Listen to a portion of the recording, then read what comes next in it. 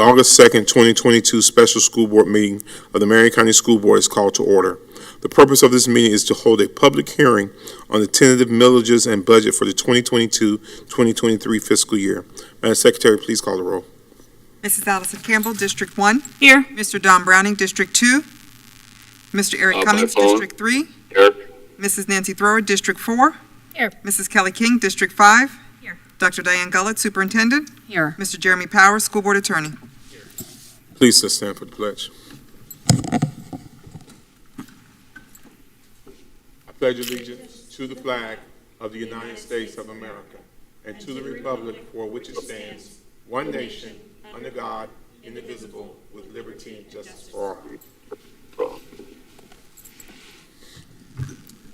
Superintendent Dr. Gullett would like to provide opening remarks regarding the 2022-2023 fiscal year tentative millage rates and tentative budget received at the July 21, 2022 special board meeting. Superintendent. Thank you. Good evening, Chair, members of the board. Nice to see you this evening. The tentative budget has not been amended since the board received it on July 21st, 2022. The proposed total millage rate is greater than the rolled back rate by 9.94%.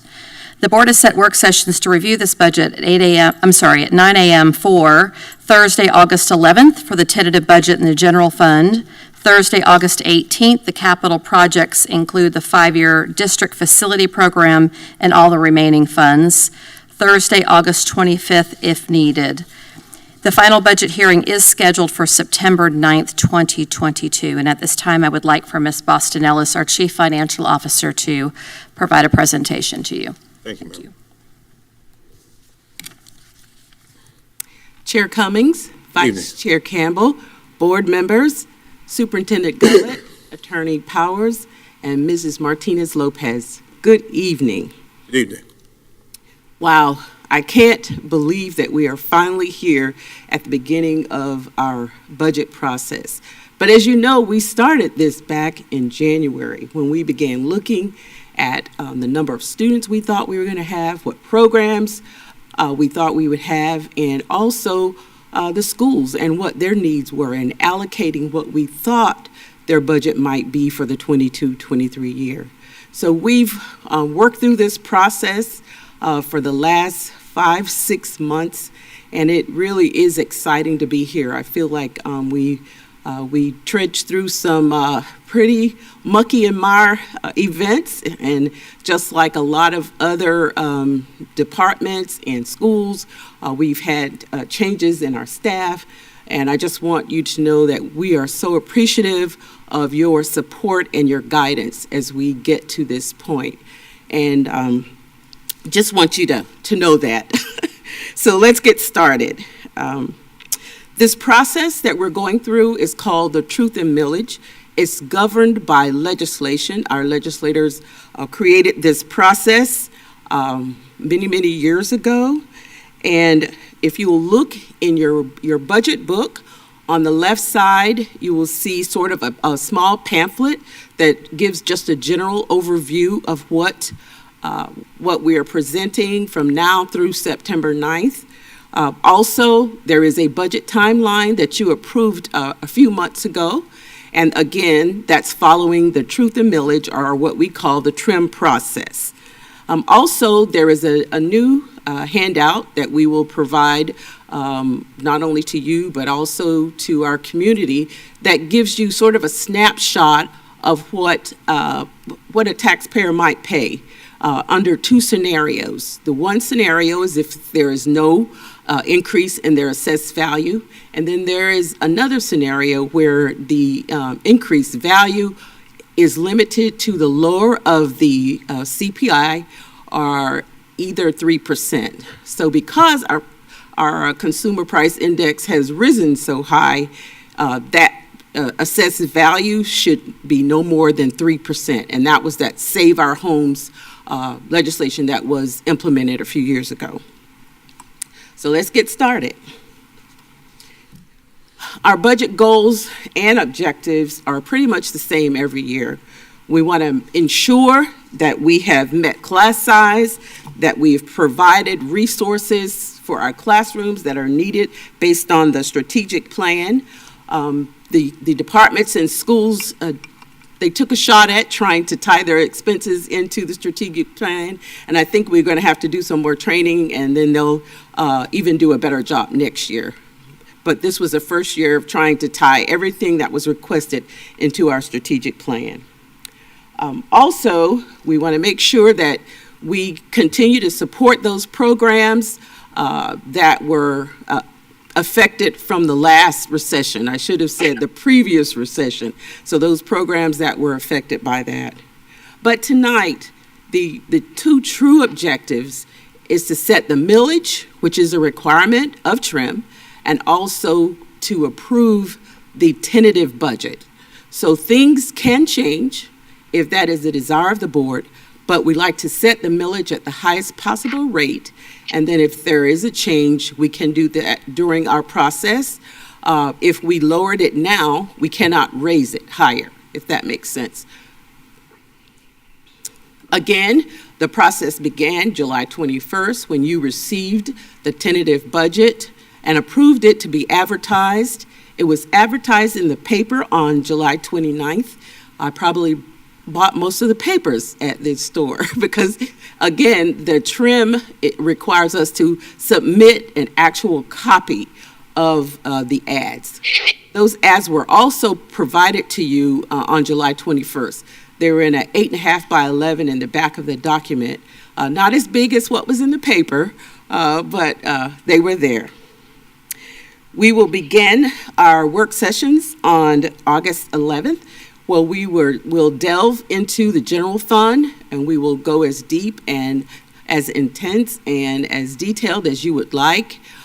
Just keep in mind, if we don't have the answers to your questions on the 11th, our process has been, we will bring back those answers the following meeting, which is August 18th. We will review those answers and then begin the second part of the work session, which will include capital, and then the other funds such as food service, our special revenue fund, our debt fund, our internal service fund, which houses our self-insurance for not only property but health insurance. Then we will have a work session on the 25th if it is needed, and our final board hearing for the 22-23 year will be on September 9th.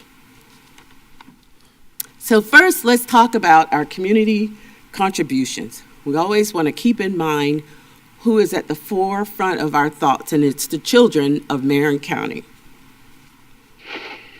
That is looking at our proposed millage levies, property taxes. You may recall that in order for us to receive state funding, our local community has to levy what is called the required local effort. That millage is set by the Department of Education along with our legislators, and that millage for Marion County is 3.250. There is also another required local millage adjustment, and basically what they do is they allow us to levy any particular revenue that we did not receive in the prior year based on the value adjustment board. So if there was a reduction in the revenue from the prior year, we're allowed to levy and recoup that revenue. The next one is called the Discretionary Operating. That is also set by legislators. It's 0.748. I think what is unique to this is if you levy the 0.748, we will receive an additional $11.3 million. So it's not just the 21 million. If you decide not to levy that, we would lose the 21 million and 11.3 million as well. And just as a note, we built the budget assuming that we would levy all of the millages that are allowed. The next millage is the additional voted millage we refer to as the referendum. It's at 1 mil, and it is projected to receive, we are projected to receive $28.5 million. And then the capital outlay for construction millage, 1.5, and that should generate $42.8 million. Just as a note, last year, this time, the tentative millage levies was 6.903 as compared to 6.505. So the millage is actually lower, but we are generating about $22 million more than last year. The predominant reason for that is because of our property values. You might recall June 1, there was an article in the paper that said we had a 14% increase in property values. By the time the property appraiser gave us a July 1 date or number, it was up to 21%.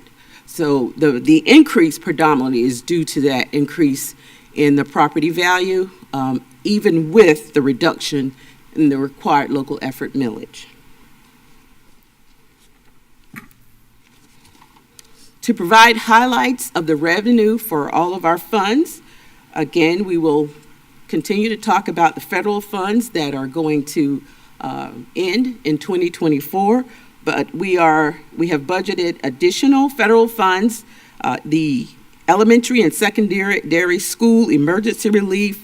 We call it ESSER, some people call it CARES, but we are projecting about $124 million in that budget. Also, there are some additional increases from the last tentative budget to this one. There is an increase in unweighted FTE, and basically that's the students projecting the type of services that student might have and the number of hours that they are in school. So there is about a 2,600 increase in unweighted FTE from the tentative budget to tentative budget. But if you look at where we were at the end of last year, the 21-22, it's only about an 857 projected increase in FTE. Of course, there is an increase in the base student allocation. That's $214.49 per student. Last year, we received $53 per student. Because the unweighted FTE is tied into a lot of our categoricals, we'll see some increases in those categoricals, such as the teacher salary allocation. There's an increase of about $3 million for that. That is to help us or help all school districts get to the 47.5, which you courageously did last year. And so those dollars, we are under a different calculation of how we can spread those additional funds between our teachers. Also, there is a increase student transportation of about $2 million. There is a slight increase in the mental health allocation, the reading allocation, and the class size allocation.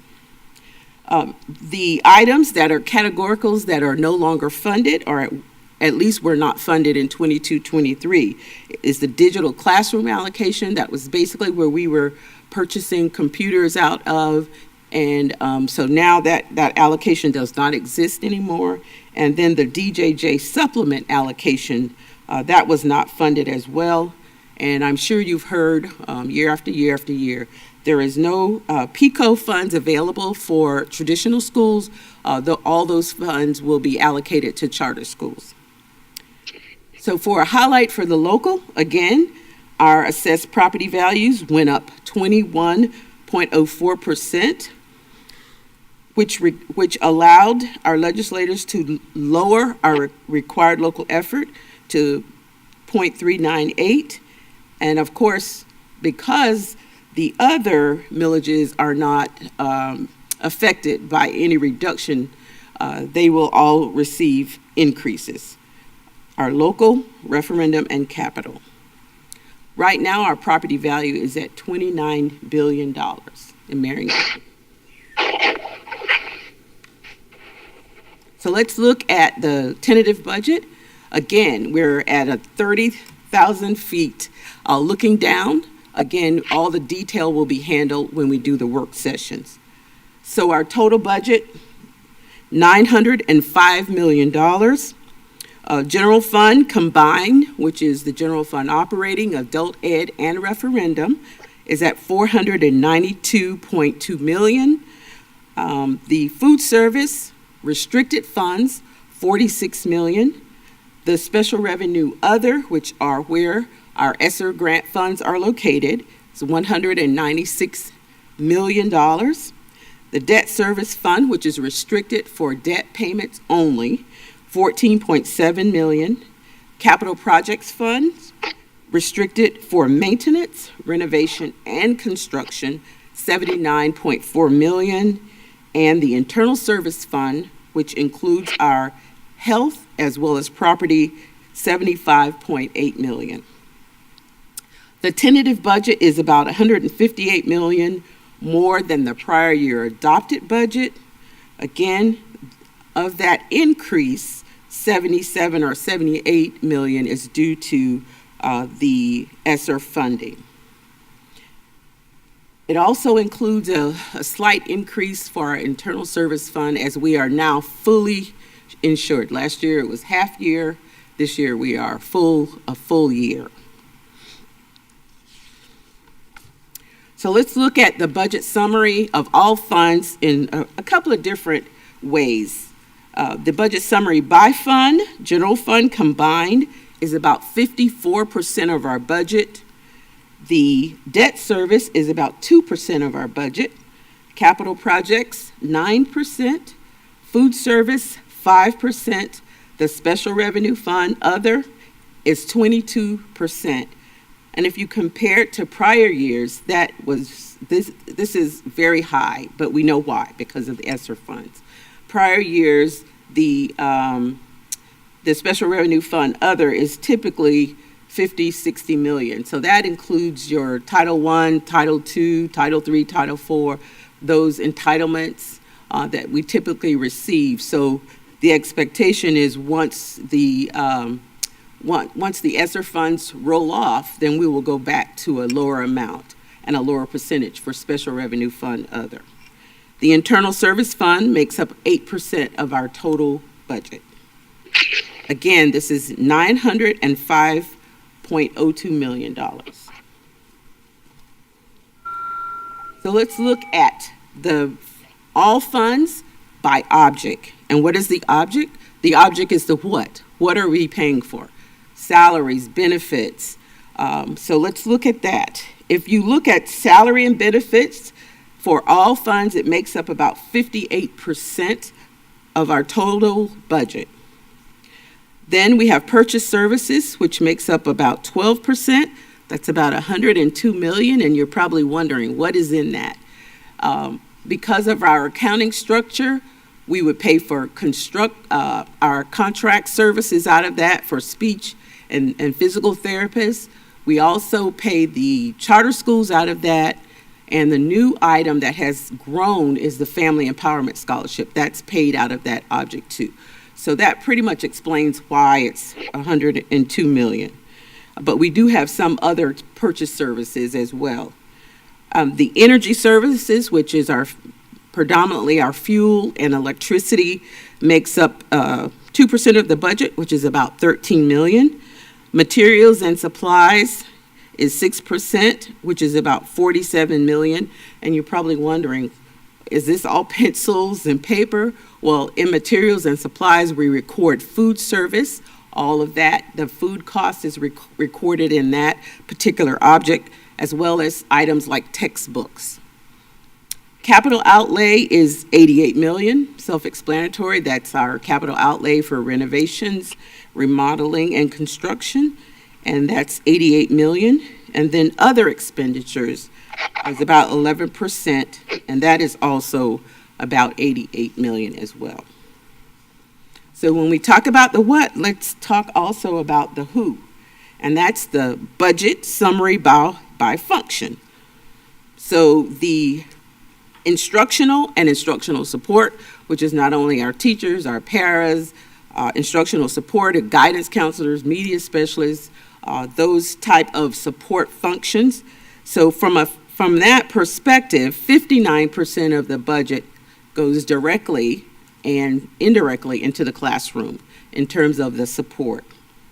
The next item, 16.8 million, is for school board and general administration. It's not just school board members. I think a couple of years ago, someone thought that that was just school board members, but that is also the general administration. That's where we pay all of our insurance type costs. That's the function that is being used for that. School administration, principals, assistant principals, and those folks that are in the main office at each one of our schools. Facilities and acquisition, again, that's our construction, renovation, and remodeling. Fiscal services and central services, that includes all of the supporting operations departments, with the exception of transportation, operation of plant, and maintenance of plant. Food service is about 5% of the budget, $38 million. And then I mentioned transportation, $29 million, and the percentage is 4%. Operations of plant, that's again, that's where you'll see all the electricity, the custodial costs, those costs that support all of our buildings and all of our schools. Then that was operation of plant, maintenance of plant, and that's our technical services department for mostly $13 million. The administrative technology services is about $6 million. Community service includes the MAP program and some other activities that are outside of our regular school day. And then, of course, debt service, $14 million, and that's 2% of that budget. So this is the who is the money going towards to support. So we'll take a small look at the general fund combined. That again is the general fund operating, the adult ed program, and the referendum. And the type of costs that are included in that include our personnel, salary and benefits, transportation, utilities, materials and supplies, and again, our contracted services such as occupational therapy, physical therapy, speech, and our nurses. Again, looking at the general fund combined, on the left side, you'll see the portion that is allocable to each one of those, what I call sub-funds. So the general fund operating, $446 million, and that's 91% of the budget. The adult ed is about 2% of the budget, $9 million. Most of the adult ed program is supported by student fees, but we also get $3 to $4 million from workforce, and that's allocated to us as well. And then, of course, referendum, 7% of the budget, $36.9 million. On the right side, again, we're looking at the budget by summary by object. Salary and benefits make up 76% of the budget. The next highest is the purchase services, and we already talked about that. What that includes, contracted services. It includes our charter schools, also our alternative schools such as PACE and CERMI, and then, of course, the new large category of family empowerment scholarships. Energy services, 3%, materials and supplies, 3%, capital outlay, 2%, and then other is 3%. That's predominantly sub-costs, stipends, and the like. Some fees and licensing, but are also included in that, such as the fees and licensing for the AP program, the IB program, and the ACE programs.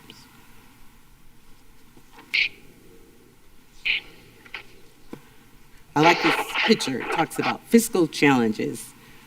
So we like to reflect on the things that we are challenged by and what we continue to look forward to see. Have these challenges changed? And for the most part, they have not. We think one of our challenges is to continue operating our schools during what we call the post-pandemic era, that we've always got to be on the ready for anything that needs to happen. We heard yesterday that all of our staffs are ready to go from the operations perspective, and we have enough inventory to support our schools if needed.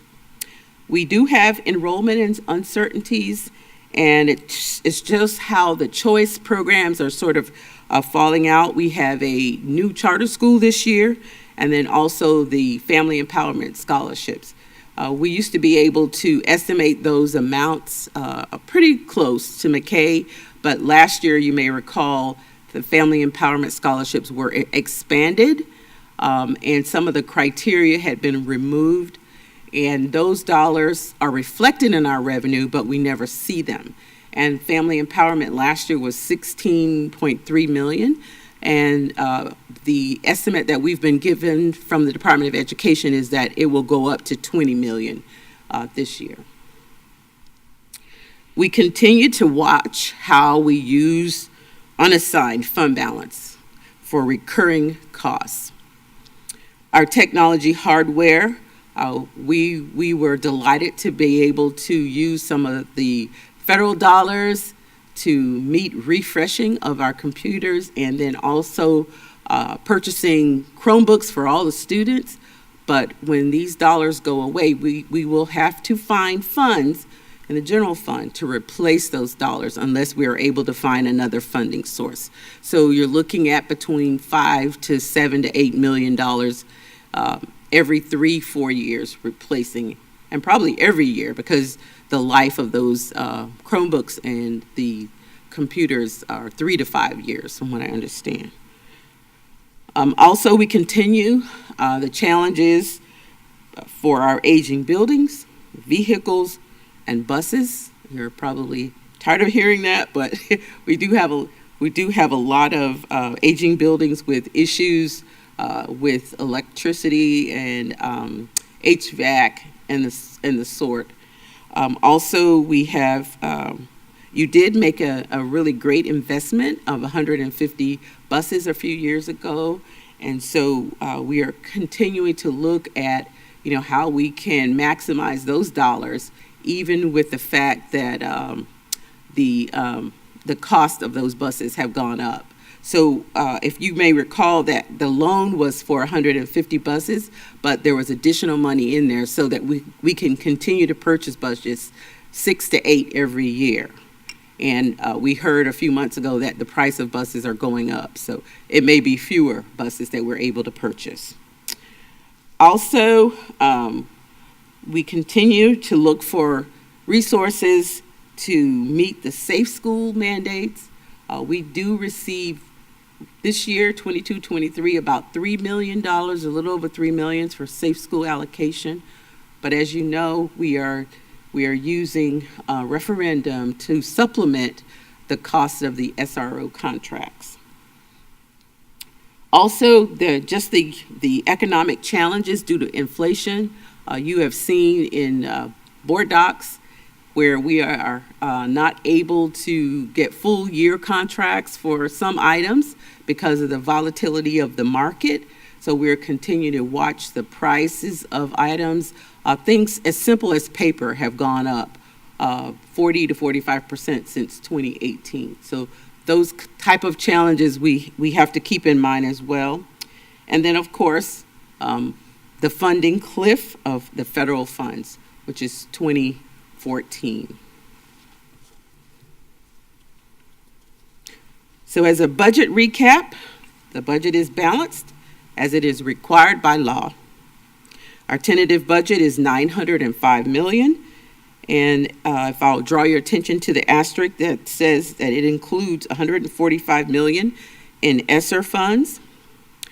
This increase in the budget was 21% over our adopted budget from last year.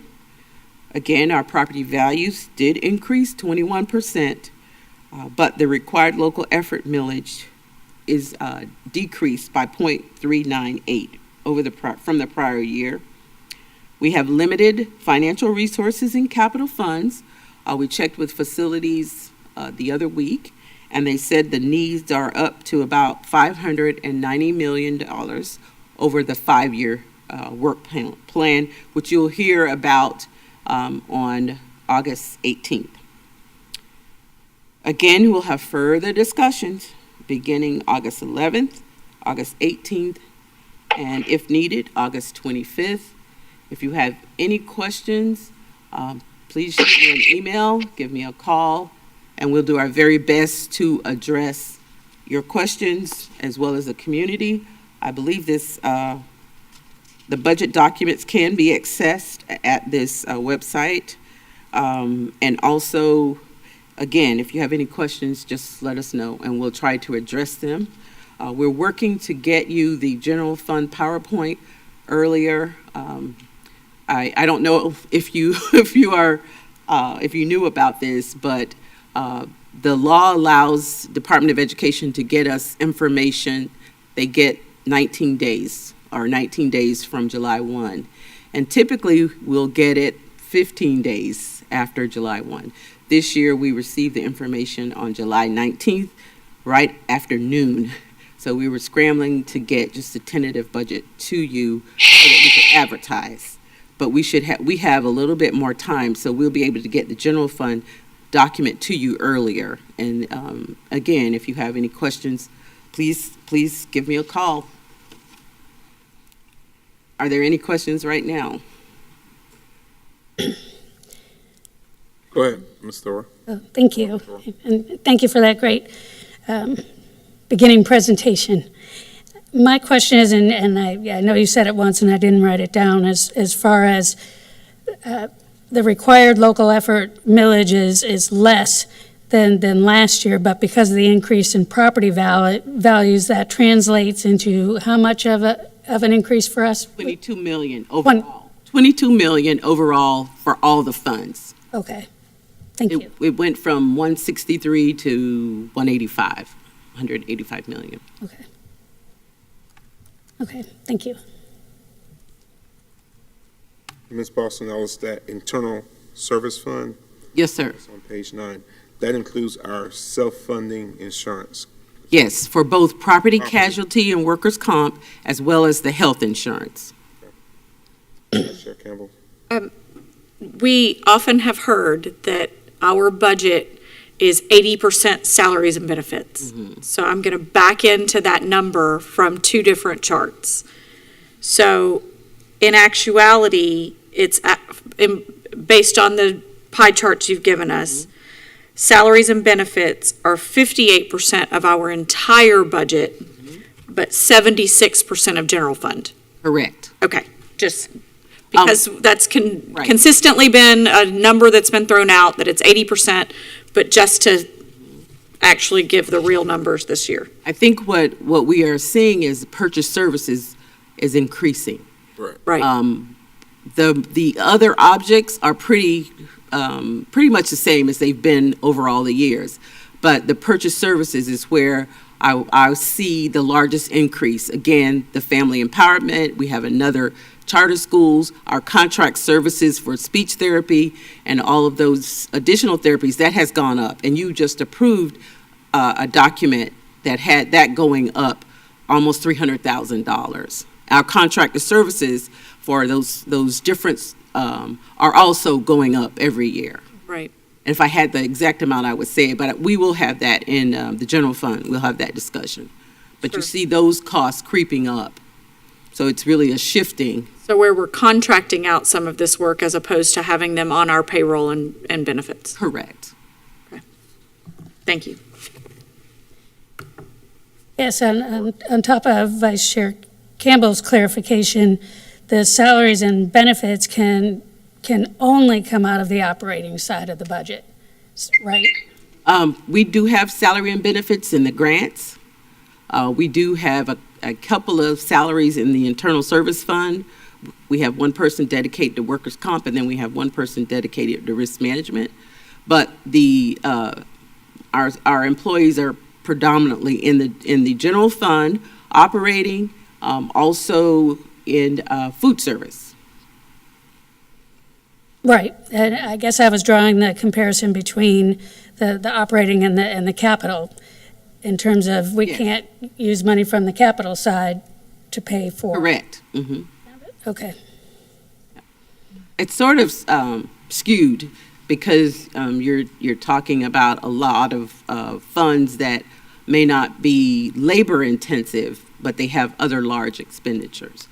But when we talk about the budget for the general fund operating, general fund, adult ed, and referendum, that combined, it typically is between 75 and 80%. But as I stated a little bit earlier, we're seeing some of those costs being shifted to purchase services, as Ms. Campbell stated. Instead of hiring, we're contracting out. So you could almost combine them together, if you think about that. Yes, those two categories, right. Mhm.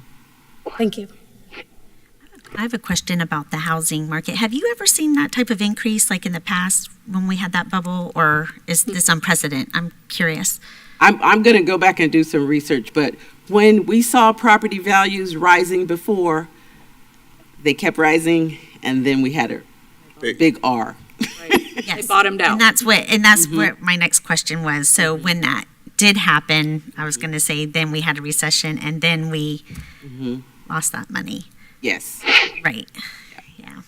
I think what is wonderful about our community and our school district is that the health of the community is really tied to the health of the school district. And as the school district goes, that's where our community goes. So we just want to make sure that we're in line and working together. Because when things were good, school district was building. You may recall, we had different other funding sources. So we were adding wings, we were building schools from a different funding source. So. And then we lost students during that time too. Correct. You know, we were a growing community and then overnight they were just gone, and then it kind of left us in a weird predicament also. So it's just good to have that background, because on paper this looks great. You know, you see these large numbers, they look inflated or bloated or whatever we want to call it. To me, you mentioned the word skewed. To me, I as a school district board member, you know, I love seeing those numbers, but I'm also very apprehensive because I understand, you know, the ESSER dollars, why we had like 145 million extra. I'm understanding the empowerment dollars. I'm understanding our housing market and how it's skewed, and usually what goes up, it's going to go back down and stuff. So I'm just throwing that Same out thing with there. our internal service fund, with almost 76 million right off the top. That's our insurance, like that, because we're self-funded, we have that money, Right. whereas we're not paying it out. So it's a different line item, but we actually are holding on to that money. So when we do have an incident that occurred, or a fire or whatever, we're having to pay for those kinds of things out of our own resources as opposed to the insurance company doing that, so. Yeah, well, that's interesting too, because you know, in the past 8 years or whatever, it was very rare and far between that we'd have an incident. And I'm afraid to say anything at this point, but every year it would just seem they piled on. It's just been piling and piling. And we've done well with being able to pay that stuff. But still, I mean, you know, who would have foreseen pandemics and all that? But we fared very well. Our community, our school district has done a great job with your leadership, Ms. Boston Ellis, to keep us out of the hot seat. And we haven't laid, you know, anyone off. And, you know, and we identify there's things that we need to have a vision for and work toward. And so I'm appreciative of that. But I just want us to really just pay attention and understand, you know, looking forward what could be potentially heading our way. So I'll just leave it And at to Ms. that. Campbell's point, the internal service fund exists because of the general fund. So we are transferring money from one bucket, if you may, to another bucket. Yes. We are making our debt payments from the capital. So we're transferring money from the capital to the debt service. So, you know, these numbers are correct because of the way we have our accounting structure. They are correct, but that is something to keep in mind. Yeah. That, and maybe I shouldn't have used the word skewed, but it leads you to believe that, you know, there's maybe more money than there is. Right. Yes. And thank you, Ms. Boston Ellis, and to your team for compiling such a thorough report. I just got two two questions and one for clarity. I'm just making sure that the public understands this. This budget, this $905 million budget, and I think it's been said, but I think it's worth saying again, has a number in it that's going to go away, a funding source that's going to go away. And that's that $145 million from ESSER. And that terminates what year? 2024. So, so even though it may look like we have a lot of money in a certain area, that revenue that's going to be gone. It's very temporary. And the referendum is also, I mean, And that, the referendum is on the one more ballot. year. yeah, referendum has one more year. And we understand without that referendum, we will have to Make some eliminate programs. And then, so we got that for clarity. Then the other question I do have is where we talked about purchase services, and that's where we're contracting out things. Is that is an overall increase going up Yes, sir. year to year? Do you know how much the increase that is?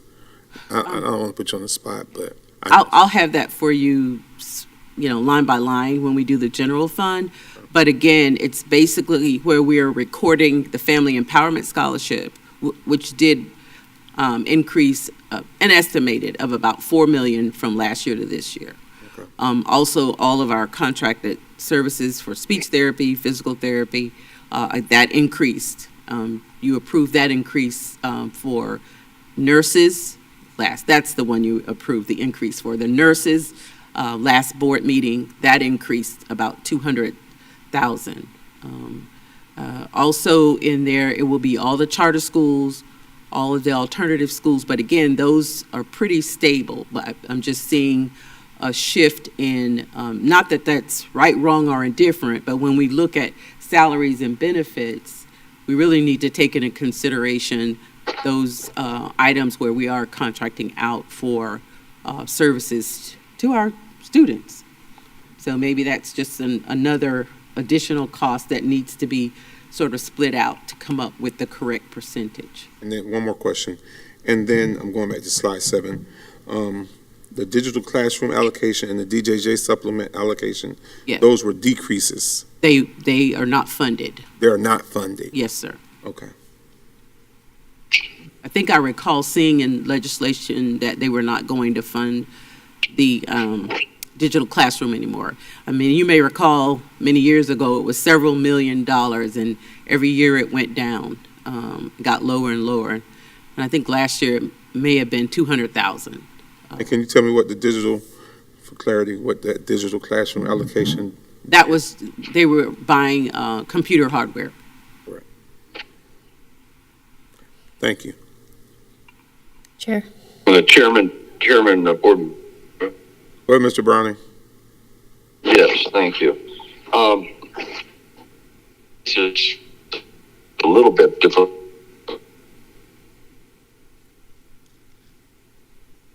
to the broadcast a couple of times.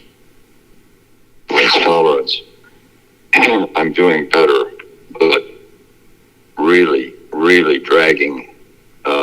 And I guess it's a combination of COVID and age, but Mr. Browning.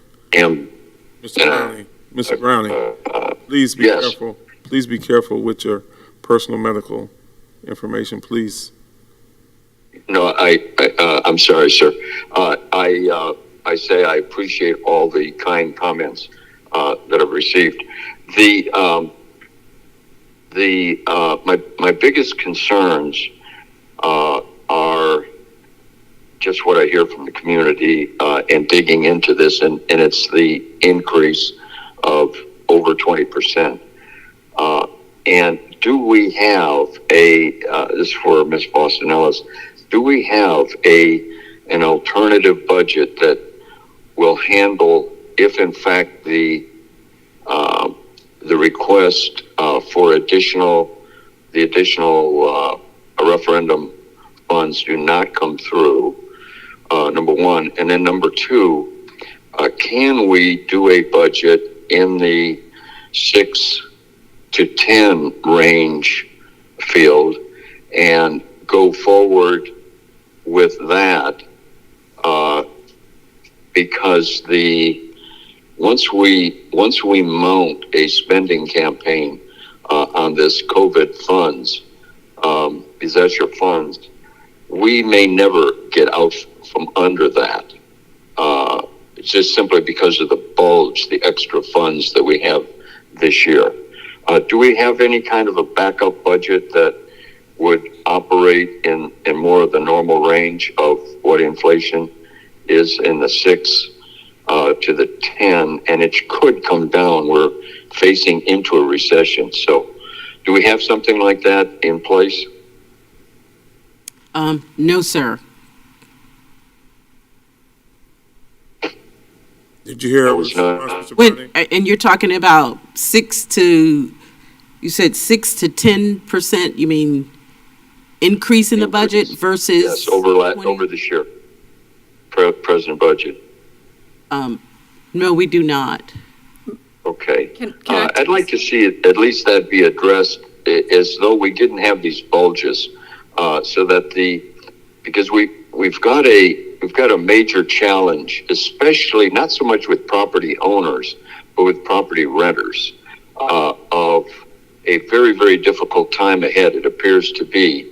And with this enormous increase of 20% in budget, there just seems to be, it's incumbent on us to attempt to be more reasonable and stay in line with actual inflation figures as they're anticipated, which is what we try to do on a monthly basis throughout the year, of banging things out as economically as we can. But I would like to see that if you could work that through at least on a percentage line basis, without going through line by line, but in a percentage line basis, and I'll attempt to do the same. Thank you. That's all I have, Chair. Thank you, Mr. Browning.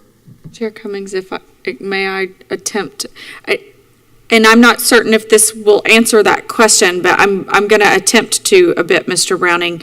Because this budget that we are working on is solely for 2022, 2023, we will have those inflated numbers. We will have a 21% property value increase. We do have the referendum funded in this 2022-2023 school year. So while there could have been a hypothetical budget if we had not had all of this, and certainly forecasting the 2025-2026 budget could be something we could do. I'm personally grateful to Ms. Boston Ellis's team for getting this done in the time allotted, knowing the challenges of not receiving information from DOE until July 19th, and the deadline that they were under to make sure we had the information, as well as receiving a very different number from the property appraiser July 1 than we saw June 1. So I'm certain there were projections that were being worked on in the budget with Ms. Boston Ellis in June that we were working off of a 15% increase, and then all of a sudden 30 days later we have actually a 21% increase in property value, and that shifts everything. And understanding we had to balance the budget off of that. I don't know that that necessarily answers the question, and I understand where your thought process, potentially where the thought process is of where we need to be thinking as a board what this looks like for us in 1 year, 2 years, 3 years from now, those of us who will be here doing that. This specific budget is for a year where these numbers are actual. Right, I get that, and I appreciate the input. The key, though, is we have a demographic, as we've looked at earlier. We have a demographic of potentially flatline students, and it's been represented as a huge increase, but for the last significant period of time, it's been flat, and the increase in ad valorem has been almost exponentially increasing. And so we are really creating great revenues. And it's simply because it's ad valorem based, and most of our people are retired. So not everyone, of course, but that's why we have 44,000 students. So I'm just saying that if we have a budget, it's nice to, if we gratuitously gain a bulge in the budget, and we have an increased amount in the general fund, and we are able to spend money in funding areas that relieve general fund and allow the general fund to increase, then I believe it's incumbent on us to address it from that perspective. I think you do that with any corporation. So those are I would like to see that take place as we move forward, grinding these out, and it'll just be it'll be helpful, I think, to students, families, community, teachers. The teachers, I think it's so important from a budgetary point of view. Nobody's seeing 21% like anywhere. So, and we are facing into incredible issues like at the gas pump and recessionary issues out in the regular world. So we've got a very difficult financial time ahead of us, and I think we have to look at it as such. Thank you, Chair. Thank you, Mr. Brown. Ms. Thor, Board Member Thor. Thank you. Yes, these are all, great points and really important food for thought, because when it comes right down to it, to save ourselves money, we have a finite amount coming in. We know that there's going to be a finite amount left over after this year. We don't get to make our burgers any smaller to make up for it. We're so different than the public sector for that reason. As a real estate investor myself, thinking about the funding referendum, that's not what's hurting my renters. What's hurting my renters is the increase in gas, and what's hurting me is the increase in electricity and property insurance and things like that. What's helping me is that we've got a great team in place that are working hard to improve our schools with a strategic plan that makes sense and is helping us direct that. I'll also point out that, unlike the federal government, we don't engage in deficit spending. We have a balanced budget, thanks to you and your team, because we have some districts in Florida that have gotten themselves into big trouble. We also, by law, have to have a 4% reserve, correct? It's 4%. 3. Hmm? 3. 3. Yeah. I automatically think of a little more for a rainy day, and I know it's all the way up to double digits in terms of bond ratings and being able to get the best interest rates for loans. Those 150 buses came at a price, but it was a low interest rate, much lower interest rate. So I'm so glad that we did that. That interest rate is fixed, right? Yes. That's what I thought. Okay, so even though buses have gotten more expensive, at least we're not on some floating weird interest rate where there's a 5-year balloon or something crazy like that. So that's really comforting as a board member. I'm also remembering back to when we had that fiscal cliff, and I can't remember what the name of that fund was, but remember it came too late. We had already laid off the first and second year teachers. What was the name of those dollars? Do you remember? Leaves me right now, too. Yes. Does anyone remember? I should have looked it up while I was listening. But to me, this seems like that same sort of deal where we got this big injection of cash and we had a certain amount of time to be able to spend it. And then when it was gone, it was gone. And we're still looking at such a deficit in terms of capital needs. I think I saw in here 76 million or something, right? For the capital budget. Yeah. And probably about almost half of that goes out. We pay debt of almost 15 million out of that. We transfer 4.5 million to offset some of our maintenance costs, and then another almost 2 million for property insurance. So after all those are paid for, then what's left is what is being used by our facilities department to do renovations and other construction needs. I would 76 something million? 70, right? I believe it's 78 million Okay. total budget. Right. And when one school, elementary schools used to be the cheaper ones to build, and I think the recent quote for one elementary school is 46 million. So, And we have 54 schools. That's not a math problem that I like. if I may, Chair Cummings, just to put in your memory the courageous things that you did last year. Minimum wage, 47.5 for our teachers. You approved transferring 4 million over from general fund to the internal service fund because that's a requirement of the law to have that fund balance for health insurance.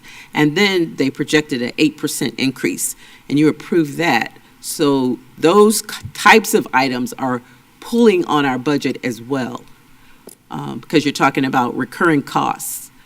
So that was our challenge, and to balance the budget this year. And Dr. Gullett has let us know that, as soon as we're done, we've got to start looking and planning for 23, 24, 24, 25, and so forth. Because we do,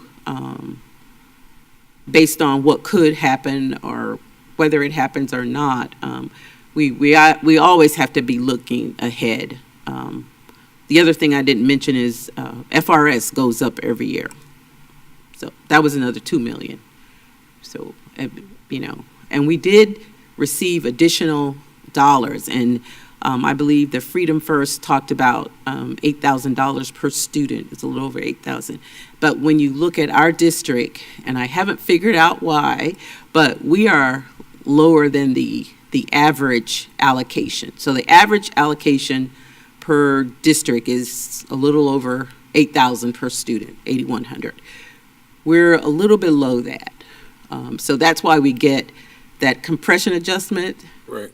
That's why we get those dollars, because we are below the average. So we'll get, I think it's almost 2 million in the 22-23 year. So we're just working with a lot of challenges, not unbeknownst to any district at this point. And there was a fear of getting the federal dollars, but we needed them because they are not, they're non-recurring. Right. So, And it was the ARA funds. that's it. Yes. Our funds. Yes. So we've been in this position before, and that was back in 2009. And thank you for bringing up about the salary increases, because, yes, we as a board, came through more than what was expected. But none of us are feeling the increases in salaries as much as we would have 2 years ago because of inflation. That's hurting all of us. So those were just some of my thoughts. I can't appreciate you guys enough doing what you do and balancing the budget and not deficit spending and maintaining that a healthy reserve. I think those have always been the classic components of solid, conservative fiscal management. This board member can't thank y'all enough. Wow. We don't need any thanks. We just need your support. But I You're just appreciate looking forward that. to September 9th, aren't you? No, it is appreciated, but we couldn't do what we do without your support, and I mean that. We have to work together as a team and make decisions that sometimes are not so easy to make, but it's always appreciated. And I always appreciate your comments and your questions, because that helps us explain things better to not only to you, but our community as well. Right, and they need to know, Well, I think your team does a tremendous job presenting the budget to our community. Your team does a tremendous job of making sure that we're not deficit spending, because we can't do that, and that we have a balanced budget so that we're in compliance with all laws and legislations that's out there. And we do appreciate that. You guys are doing a heck of a job, because we would love to be able to forecast what's going to happen down the road. But I know that the job that you guys are doing, you're looking ahead, trying to take into consideration all of those components that we just talked about as a board, as far as there being feast years as well as there being famine years. So we know that you guys are taking that into consideration. So thank you so much. Chair, I also just want to thank you. I know that not everybody can see this handout that you have provided tonight, that does show what the impact of millage levies on property owners would be. It basically shows, there's 2 pages here. One shows what the 2021 tax year was and what the 2022 tax year will be if there's no increase in assessed value. And so on a $350,000 home, the actual cost is a decrease of $129.35 based on the millage decrease, and that's if the home value stayed exactly the same year over year, which we know that's not necessarily what has happened. But you also provided us with what it looks like if there was a 3% increase on home value and the millage is still less by $61. And so thank you. I know we talked about this yesterday, and so I'm thankful that you were able to put this together, and perhaps we can put it in the PowerPoint on the next day or something, so it can be in the public for the board docs, so we can have that out there for people to see, and maybe it's on the website already. But I think that's important for folks to see, because I'll admit, whenever you see it in print in the Star Banner, this looks a little scary to people, and not for nothing, it could be purposeful that the legislature makes it say, notice of proposed tax increase as large. They dictate the font size, they dictate everything about how this is done, and that's statewide, and it's in statute the way that's done. But it can look scary whenever you see it just in big letters in the Ocala Star Banner. So I'm grateful that you were able to actually put it in real dollars and cents. If you had a home at a certain value, if there wasn't an increase at all year over year, and even if there was an increase year over year, if it was roughly 3%, you still have a decrease in your millage rate that you're paying. And I think that's important for people to understand. Very much so. Thank you. Thanks to Lauren Debick for taking the information and putting it on that slide. Thank you. That information is especially important, considering we're going into a season where we're going to be talking about referendum and required local effort. So that information being out there helps the conversation. So thank you. Thank you. Thank you. Any further comments? All right. The question occurs on the superintendent's recommendation to adopt the following tentative millages. Required local effort millage at 3.250 mils. Required prior period funding adjustment millage at 0.007 mils, discretionary millage at 0.748 mils, capital improvement millage at 1.500 mils, additional voted millage at 1.000 mils, for a total of 6.5050 mils, and to adopt a tentative budget in the amount of $905,020,377. May I have a motion to adopt the 2022-2023 tentative millages at 6.5050 as set forth in the superintendent's recommendation? Motion to approve. Motion by Board Member King, seconded by Vice Chair Campbell. I declare a public hearing. Is there anyone present who wishes to address the board concerning the proposed millages or rolled back rate? Any discussion? There being none, all in favor signify by aye. Aye. Opposed have the same sign. Passes. I didn't hear from Mr. Browning. Is he still on the phone? Sure. Mr. Browning, you still on the phone? Yes, I said aye. Okay. Passes unanimously. May I have a motion to adopt the 2022-2023 tentative budget in the amount of $905,020,377? Motion to adopt. Motion by Board Member Thrower, seconded by Board Member King. I declare a public hearing. Is there anyone present who wishes to address the board concerning the tentative budget? Any discussion? There being none, all in favor signify by aye. Aye. Opposed have the same sign. No. Passes 4-1. And for the record, one board member, Mr. Browning, voted nay. There being no further business, may I have a motion to adjourn? So moved. Moved by Board Member King, seconded by Vice Chair Campbell. All in favor signify by aye. Aye. Aye. Passed unanimously. Meeting is adjourned at 6:21 p.m. Wait. What?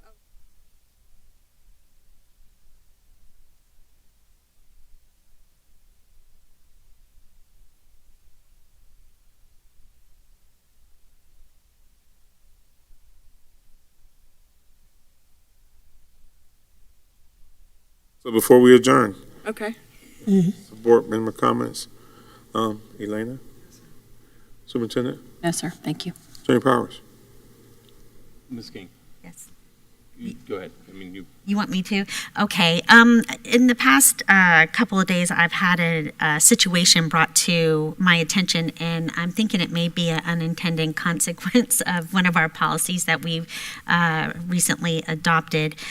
And it is with our substitute teachers. There's been a change in the age that someone may be a substitute teacher. It used to be 18 years of age, and now it is 20 for elementary school, and I believe for secondary it's up to 22 years old.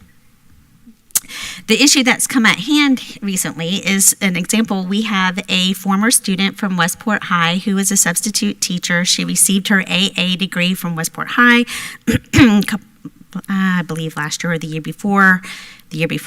Last year, she was a substitute teacher for kindergarten at one of our schools, and last week she had been told that she can no longer be a substitute teacher, even though she had taught all last year until she turns 20 in December.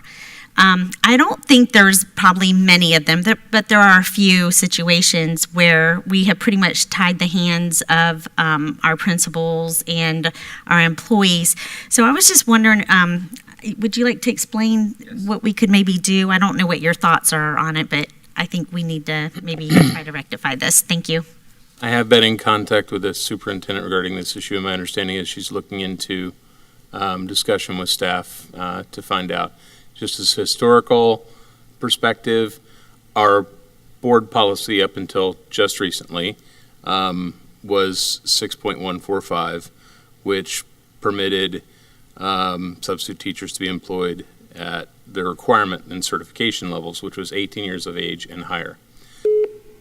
The Neola policy that we adopted was a template which was largely the same.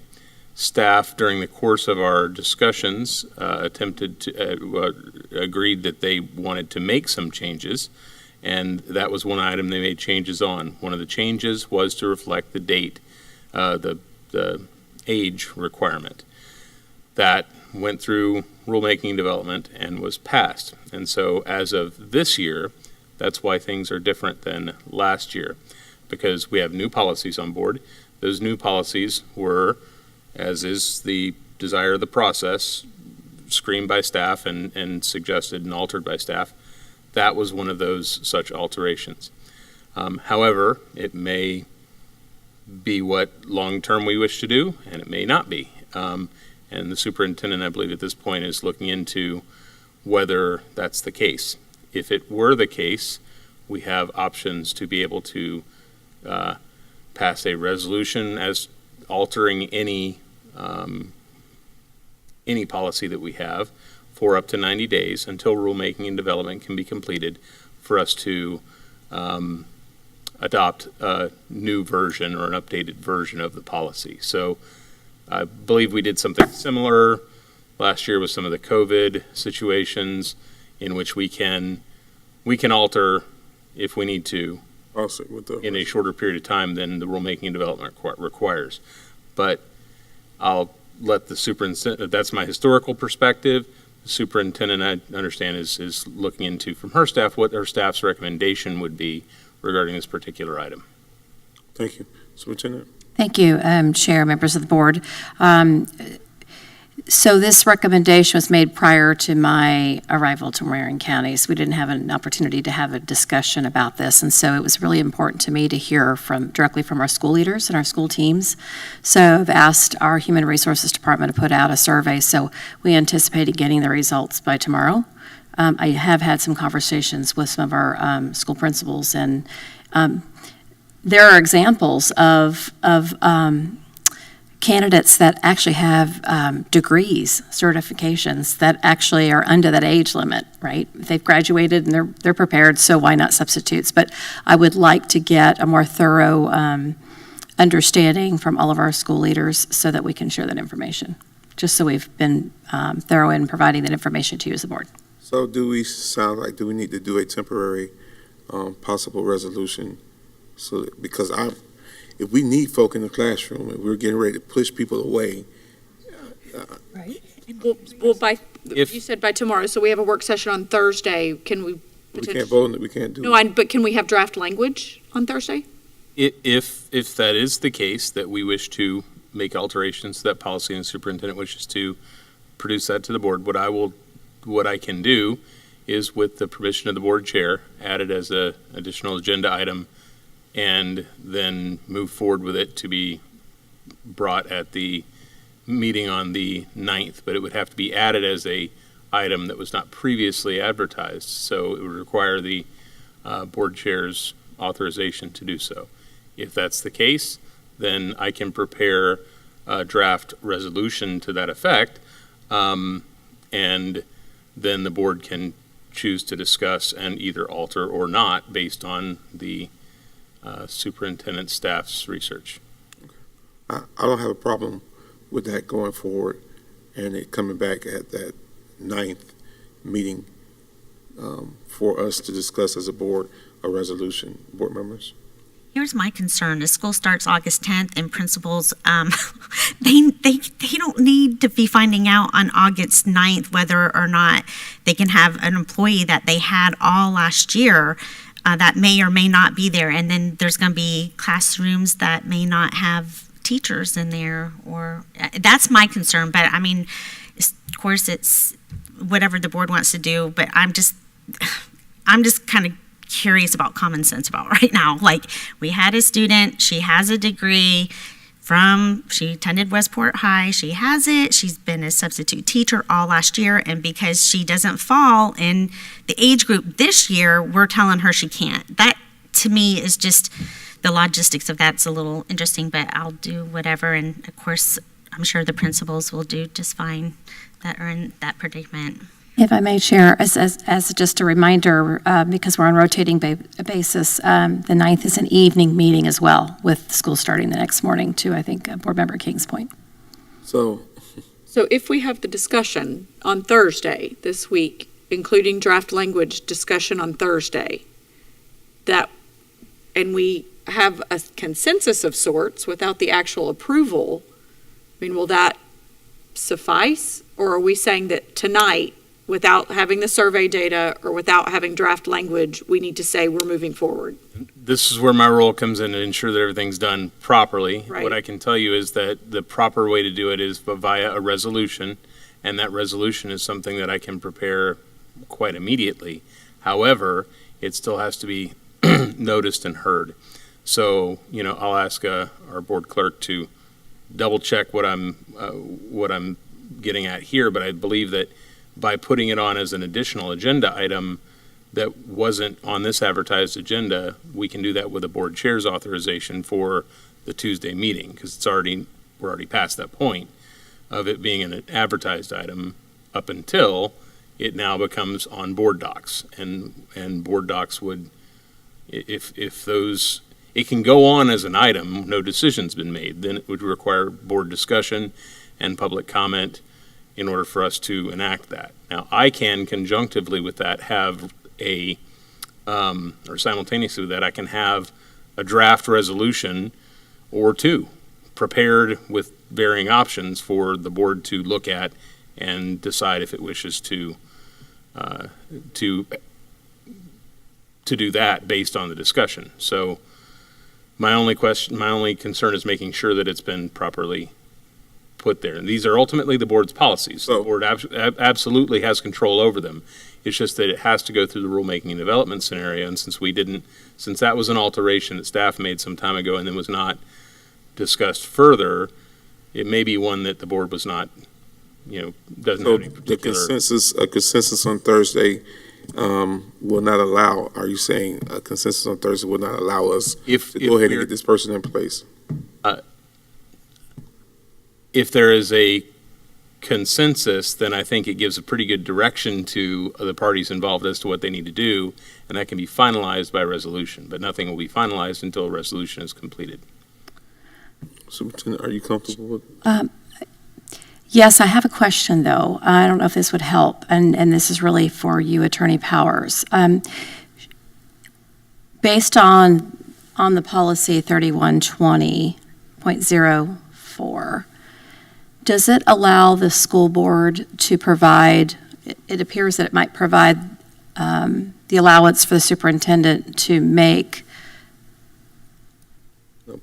an appointment. It's authorized to employ temporary part-time personnel less than a full school year. I'm wondering if the language provides the board to provide authority to me to address this matter until such a point that they might consider changing it.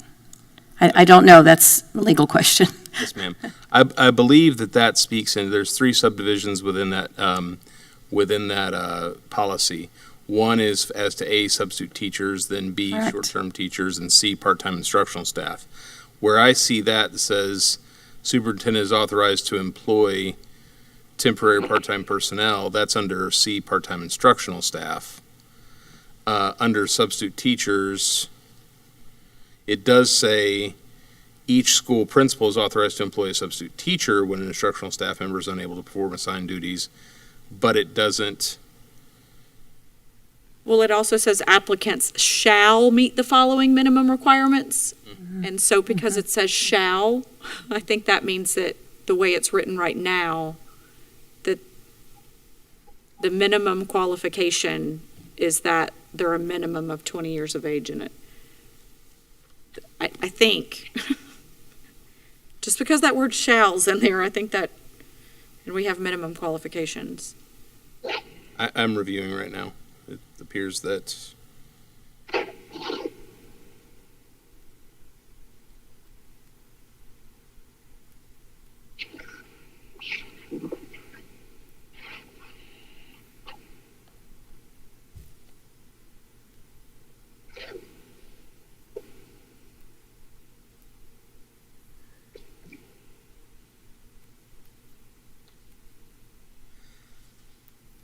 I don't see anything additional that would give me an additional ability to do anything other than what we've kind of outlined previously.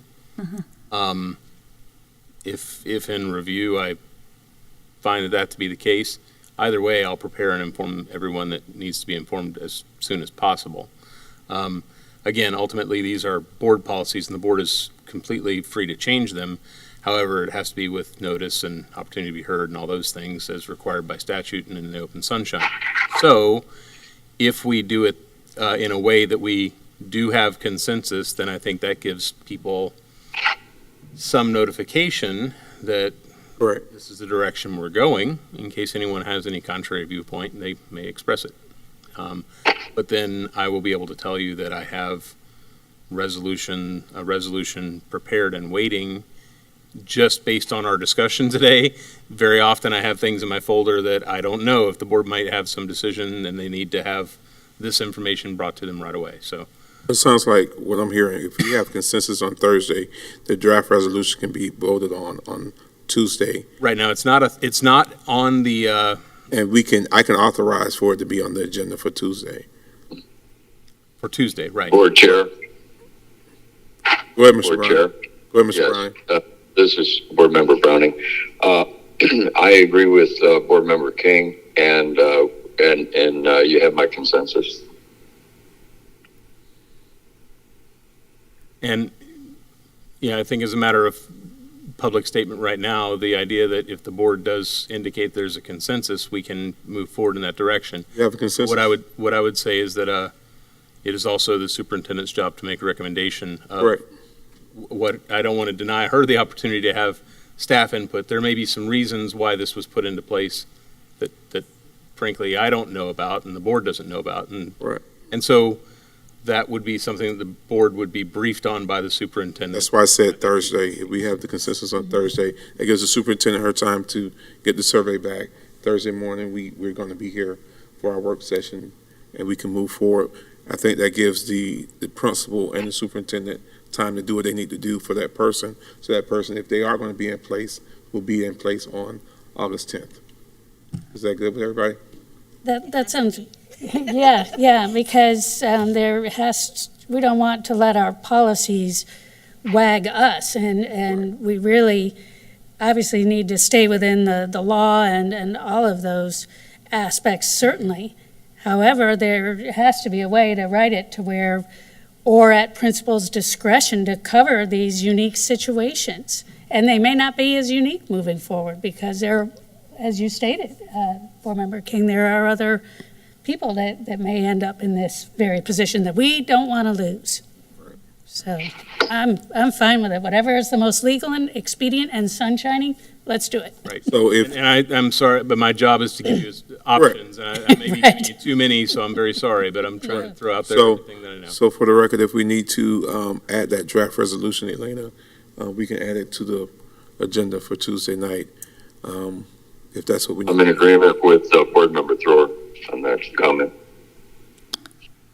Chair, if I may, it is worth noting that this is not the only case. We have a total of 16 staff members identified that are substitute teachers that would not qualify under these two different provisions. So, Right. Thank you.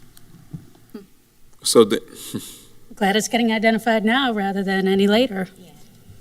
so Attorney, can a policy be suspended, temporarily suspended? There isn't a mechanism by which policy can be suspended. I researched an Attorney General's opinion on specifically that, and the only valid option is for us to do Resolve. a resolution. I also looked into grandfathering in of previous employees who may be subject, and that there's not any clean answer to that. So the resolution is the route to go. Right, and I think that if that is, the board makes its decision on Tuesday with input from everyone there, but as soon as I am able to ascertain from the superintendent what indication she might have, I can notify the board for our Thursday work session. Though it's not an item advertised on that work session, I can, as part of my commentary, indicate this is what I've discovered in researching this item, and I will prepare those things for the board to further discuss on Tuesday. I think this is part of the discussion that we've had where we want to make sure that our schools, our principals have whatever they need to be successful, and we want them to start off on the right leg. Exactly. Day one. Day one. We don't need to get down the road and try and correct this. We need to try and correct it before it ever happens. So thank you, Ms. King, for bringing that forward. Thank you. Thank you for hearing. No, that was needed. That's needed. Any other? I do have one quick thing, and it's just because we do have our public hearing coming up on the codes of student conduct. I did take some time and go through the 58 pages of the one that had been posted, seeing the one that's been posted today as well. I have some significant questions about it, and I don't know any other way to address them other than during our public hearing, so I'm just letting you all be aware. I've been working with staff, but just questions all throughout the entire document. Because in our work sessions, we weren't seeing line by line like we did when we did policies. Whenever we actually see it in print, the conversation, the high-level conversation that happened in the work session didn't go line by line and didn't give us the opportunity to actually see what it looks like. So just making you all aware that we may have to do a little bit of that work during our public hearing for codes of student conduct next week. And with that being a lengthy process, I do think and know that we have to have a code of student conduct in place. Before the start of school. Day one, correct? Day one, so it may lead to a process where we have to approve a document and then start amending after approval of that document to make those necessary edits. Vice Chair Campbell. That's fine. That's fine. I want you all to be aware that. Yes, I think some of us others probably got some I'm sure you do same too. issues. It was interesting seeing it in print. Yes. All right. Any other thing? I guess I better get mine in too, so since everybody throwing theirs in. On Thursday, I talked about having a consensus, and I closed the meeting out real fast about the scoreboard at Dunellen and what was the other school? Bellevue. There's very different scenarios in those two. Correct. So we did ask for consensus, and we never took the polling of you guys about the scoreboards, working out those scoreboard situations so they can start moving on that.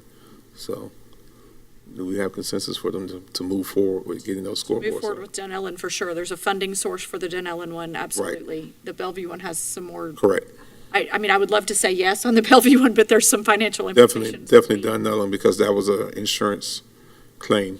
Dunellen is the insurance claim. Yes. And that was what was the amount on that again? It's 100. about 140 some odd. I'm looking at Ms. Boston-Ellis. I think it's 140 something.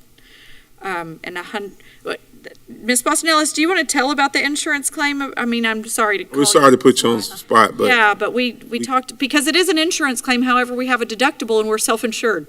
So I think you answered it. You're self-insured. We have a $100,000 deductible, so $50,000 will go to the next level for approval. I think there's some issues with the type of scoreboard they're getting is larger than the one before. They want to get speakers, so we've got to identify a funding source for the speakers for Dunellen, and that's all I know. right. I think they were trying to get with Mr. Christian. But you're correct. $100,000 deductible, and the $50,000 will be reimbursed through insurance. Thank you. thank you. So it's consensus that we need from everybody right now? To get the scoreboard up before the Mr. Browning, first game-ish. are you hearing what we Yeah. say? You have consensus from you? I'm having trouble hearing. We're talking about the scoreboard at Dunellen High School. Having Yes. a consensus that we talked about on last Thursday. There's an insurance claim that's going to help recover some of these costs, I guess that's how I would say it. But we need to get moving on that project.